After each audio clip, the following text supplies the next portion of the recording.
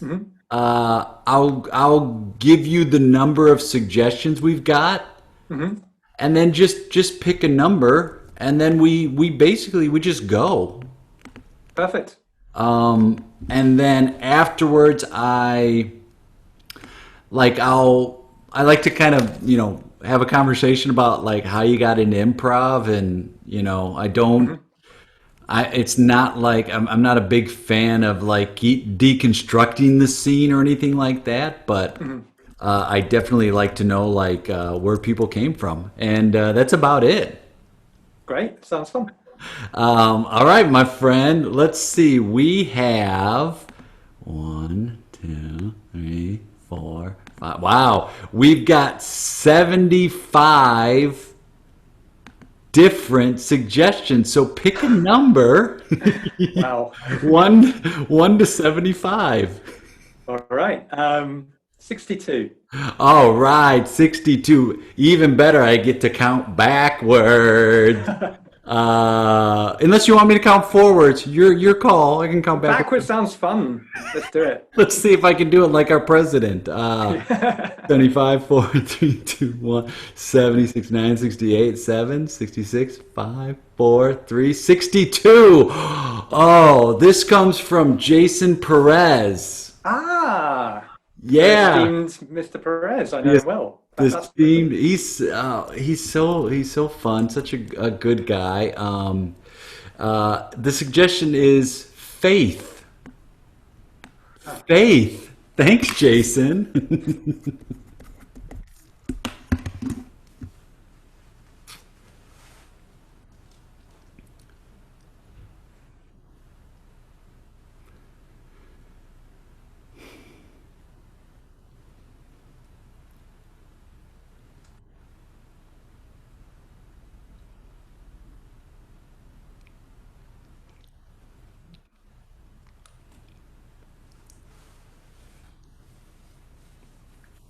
I can see you're uncomfortable.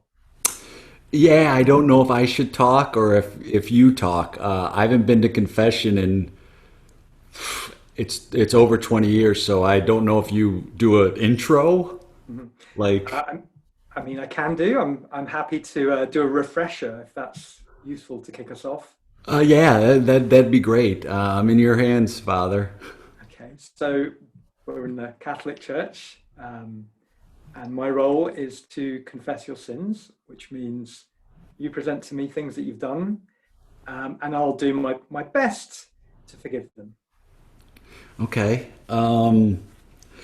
Uh, you Because some can't. sins, there's a no-no. I Yeah. just got to say that now. Are you?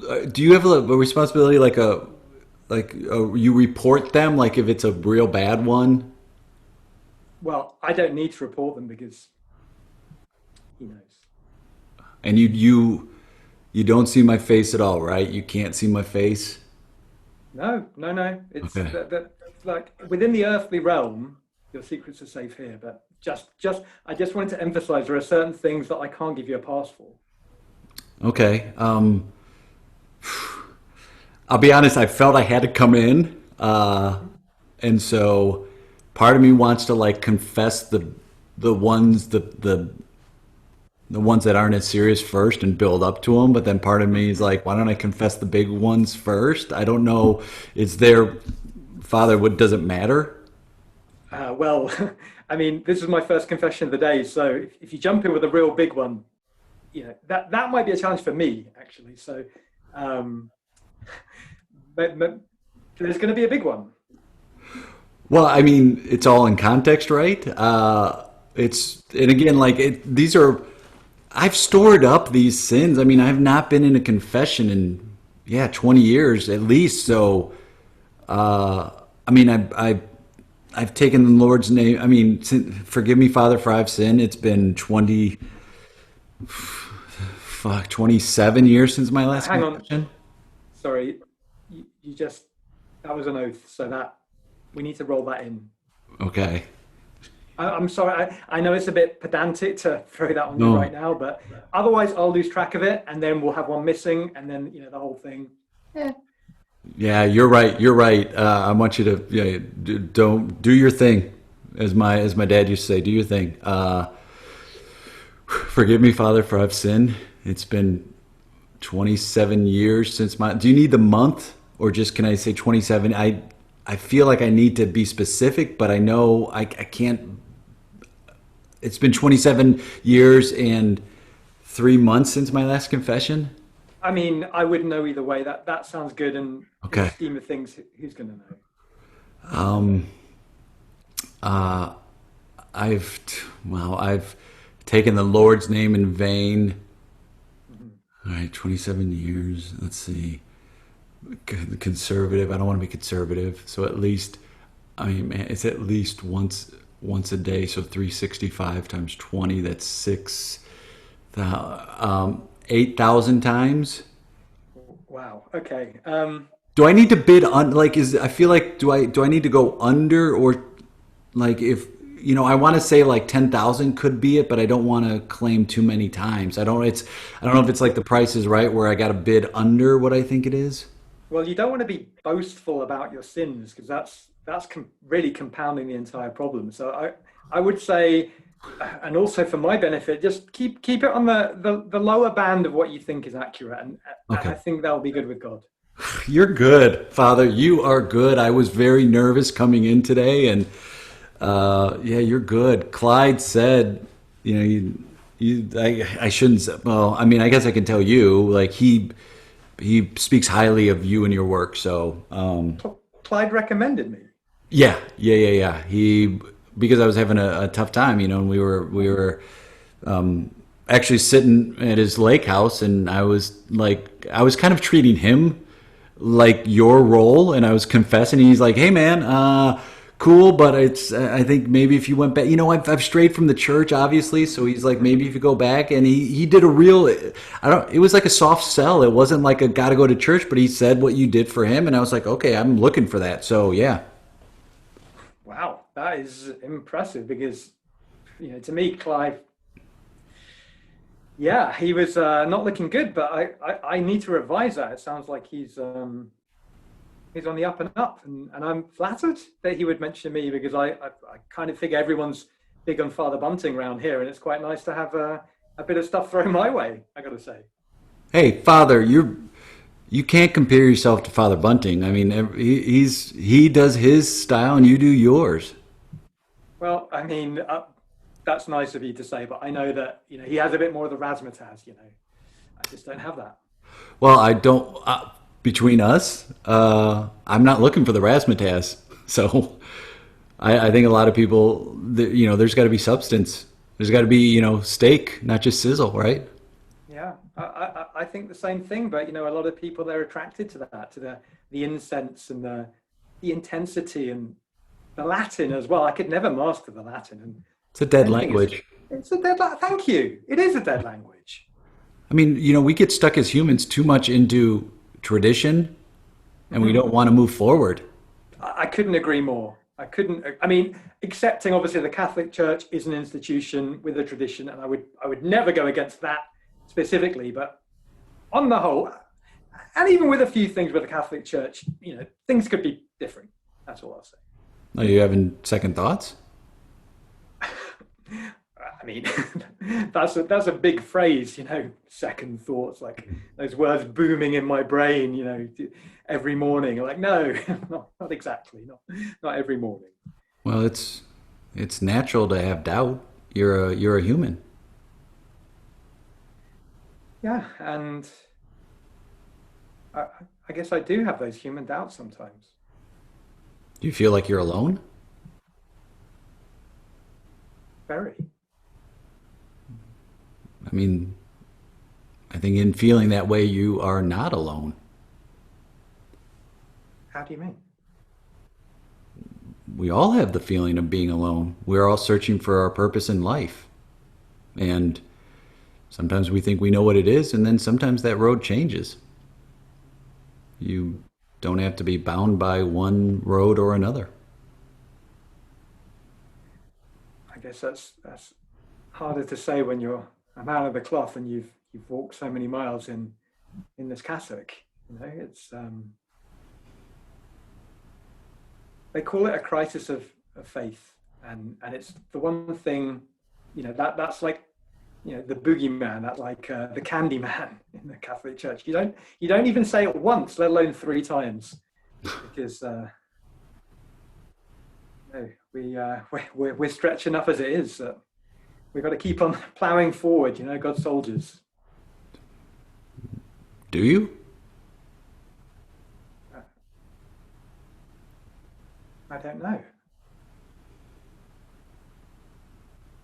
I mean, can I ask you? Right now, you've come here to confession, Mm-hmm. and if I wasn't here, then, well, you'd be speaking in an empty booth, I guess. Is it helpful? Is it important that I'm here, from your perspective? Well, I think there's a difference. I think it's not that it's important someone's there. It's important that you specifically are here because, Clyde talked about you and it came at the time where I was open to hearing that. And so for me, it's very important. And what he said that meant so much to me is you are not judgmental and you don't care about anything but helping. And so I feel like whether that's here in this church or whether you're a construction worker or whatever it is, you can still help people. It doesn't mean that you're a better helper because you're here, but I'm very thankful you're here. I'll be honest, I was trying to find a solution to these problems and I was looking in the wrong places. And whether or not it's in this church, just you being here has helped me. Thank you. I think sometimes I spend so much time plowing down this path. It just feels like I'm rushing down a lane of traffic with just me. Yeah, and sometimes we're going so fast we don't take time to look at that road where we've got blinders on for a destination that we're probably either never going to get to, or when we get to, we'll be looking for the next destination.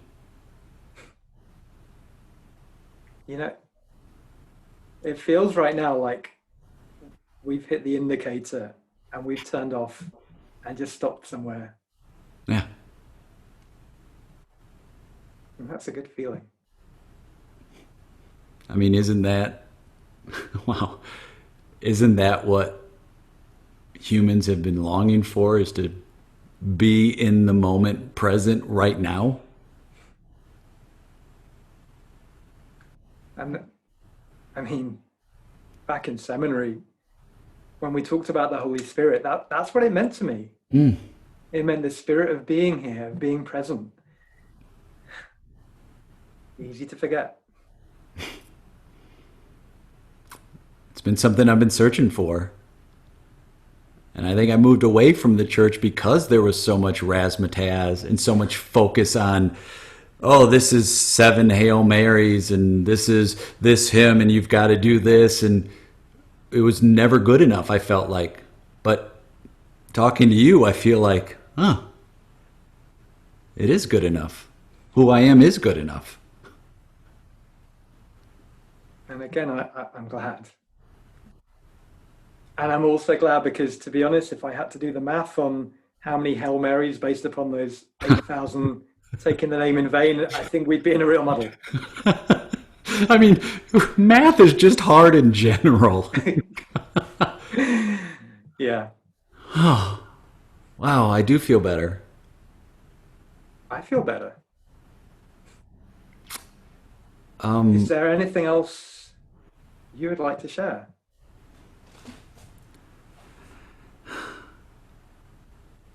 I'd like to do this again. Yeah, sure. Well, I'm open every Sunday. I feel like I want to go, then it's a date. But yeah, I guess I'll see you figuratively. I'll hear you next Sunday. I look forward to it. Thanks, Father. Thank you. Thank you. Scene. Okay. That was so awesome. That was super fun. Are you a religious guy? Not particular. I'm not like I don't go to church regular or anything like Yeah. that. I guess I'm interested in all that stuff. Very interested. And I guess some of that probably shone through in the later parts. But Yeah. yeah, like certainly in terms of yeah traditions and knowing my stuff. Like yeah, I don't know any of that stuff really. So My God, I was like, oh, I don't know. I know just a touch about Catholicism. yeah, well, I was raised Catholic, Okay. but pretty nominally by parents who were not very active in it, but just because of the families I came from. So I had but I'd never been to confession, so this was super fun to do it for the first time. Oh, it was so great. And like, I went to a Christian private school because the public school was so bad where I was from. I grew up in the far south suburbs of Chicago, and it wasn't like the greatest situation. And so my parents kind of pooled all their money to send us to this other school, which was very interesting because it was kind of this like there were people who went to that school whose parents didn't let them do anything on Sunday because that's the Lord's day. So they wouldn't go to a restaurant because they didn't want people to work. Like it was crazy. Wow. Yeah. So I have enough of a knowledge of like religion to be able to hang in those scenes. But I think we are always kind of questioning what's our meaning and then finding like, okay, is improv my jam? Is church my jam? Like, where's the group I fit in? I feel like that's the parallel. Yeah, yeah. And I'm always fascinated by people who are like in institutions, but they're not an institution person, they're not like a company man. Like they're Yeah. there for different reasons, but then they're kind of like I think there's something very poignant about exploring that stuff because it's people looking for something, looking for a place, looking for a home at the end of the day. Oh, for sure. I think no matter who you are, I think that's part of our DNA is finding that where is that home? Where is that place I'm going to feel welcome and accepted and a group of people. Where can I find that, you know? Hmm. Hmm.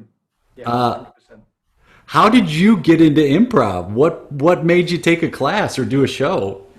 So I got into improv through, well, I guess I was looking for a new hobby. I'd been in a band for a while, just kind of Ah, like hanging out. And when that ended, I was kind of looking for something else. And I got back, and I still do a little bit of it now, but I got back into role-playing games, which I was a real nerd when I was a teenager. I used to do that a lot. yeah, Um, yeah, we're totally not nerds now, buddy. We are not nerds at all pretending to drink from fake coffee mugs. No, no, no. Totally not a nerd at all. yeah, no, sophisticated as anything. So yeah, so I got into role playing, and one of the guys I played with, he was just very flexible, a lot of fun. And when I chatted to him, when I got to know him, he was like, "Yeah, I've done some improvisation. I found it really helpful." And I'd read the Keith Johnston book that year through just someone recommending it as a Oh, like wow. creativity, and I was like, "These are two messages, so I'm going to go into the class," and just took off from there. Wow, that's great. Like it was the universe saying, this, you might dig this. Yeah, yeah, exactly. Oh, and then like are you doing online performing or teaching right now? Are you doing a lot of that? Like how have you felt about the transition? Well, it came at an interesting time because I moved cities about a year ago and countries. I moved up to Glasgow from Newcastle Okay. in England. And in Newcastle, I was running quite a lot of stuff there, but coming to Glasgow with a new job and I'm studying as well, I was kind of pretty full and I just wanted to kind of like not jump into anything, but just see what Yeah. was going on. And Yep. there's a really good scene in Glasgow. So I was just kind of touching base with that when coronavirus hit. So I was kind of in a fallow period anyway. So I wasn't Wow. racing then to go, oh, I need to get some improv going. Because I was like, I'm in the period of checking stuff out. But a few things have trickled up recently. There's some folk I know that I'm going to do a bit of coaching with, which will be super fun. I really like coaching. I think it's just nice to work with people at length and work out Yeah. what tickles them and follow that feeling. Um, and I'm going to be performing pretty soon with the Charlotte, Florida Queen City Improv Yeah. Global Yeah. group, one of them, which will be super fun. I'm really looking forward to it. playing with people from all over the world. So that's going to be great. Oh man, it's huge, and that's the big thing. Is I can, as improvisers, you can reach out and play with people from all over that you wouldn't normally have a chance to play with, and you find people globally that connect with you as well, which is insane. Where you're like, oh, this I like how this person plays, and you never would have had that chance before.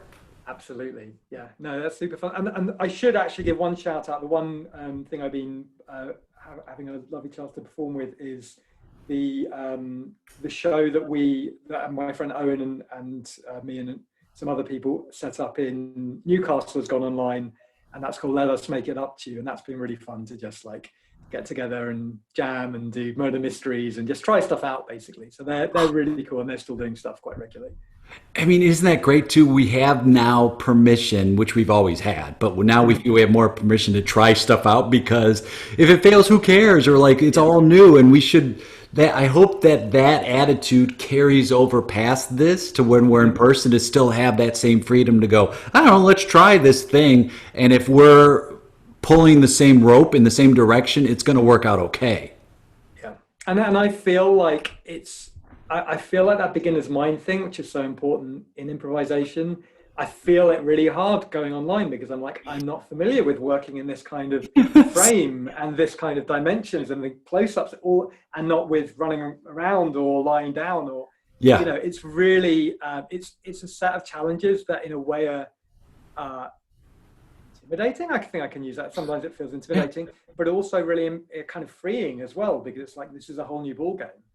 Well, and I got in real early to doing virtual because of that. I was like, if I don't, it's going to build up in my brain and be very intimidating. And then it'll be at a point where it's like, I can't get in now because I'm so scared to get in. So I'm like, I'm going to go in early. I'm going to go in real hard. I'm going to make so many mistakes early on, but at least I'm going to start to get more comfortable with it. So I feel like it's a general rule of, during the whatever the third experience you have virtually, you at some point in that third experience it really clicks, and you're like, okay, cool, I get the similarities. But I do think it takes a couple times, because you're playing to the camera, you're figuring out, when do I look, when do I step back, how do I look at you but then look at the camera. There are all those interesting challenges that become more second nature the more you do it. Totally. Yeah. And I'm getting really eager to learn it. At the beginning I was like, whoa, and now I'm like, yeah, this is a new hobby in a way. This is a new art form. And for those of us who have been doing this for a while, it's really good to be in the space of learning, and not like, oh, okay, I know I can show up and I can walk on stage and I've got a space. It's like, no. There are situations now where we have to learn to adjust and kind of embrace what this technology is, instead of like regretting it or being mad at it. It's just a new skill we're going to learn. Yeah, totally. What is the best way, if people want to get a hold of you, if they want to like follow what you're doing, reach out to you to be a coach or anything like that, or just check out shows and things you're doing? What's the best way for them to do that? I think the best way is through the company that we set up in Newcastle, which is still kind of like the platform for doing everything. So that's called Open Heart Theatre, and you can find it on Facebook. You can find the website is probably a good place, because there's a contact thing, and I think what our email address is. God, not knowing my own email address is terrible, but it's something like it's something. It's like something. Knowing your own phone number, dude. We don't know. Yeah. It's there. They can just rock in, don't they? Yeah, I know, right? It's there. If they go on the website, they'll be able to find like contact info. Exactly. Yeah. Exactly. Yeah. It's yeah. It's yeah. Let's just say go on the website. How slick am I? It's so good. It's so good. I'll put all that stuff in the comments here. I can have that. Yeah. What a joy. Like I talked to Carla and some other folks who were like, oh, I'm excited to see you play together. And like, it's been just such a thrill, man. Like it was so easy to play with you. I can't wait to do it again, whether it's another virtual or in person, my friend. It was super great. Thank you so much for the invite. It's been great. All right, Alex, be safe, my friend. Great. You Bye. too. Take care. Bye.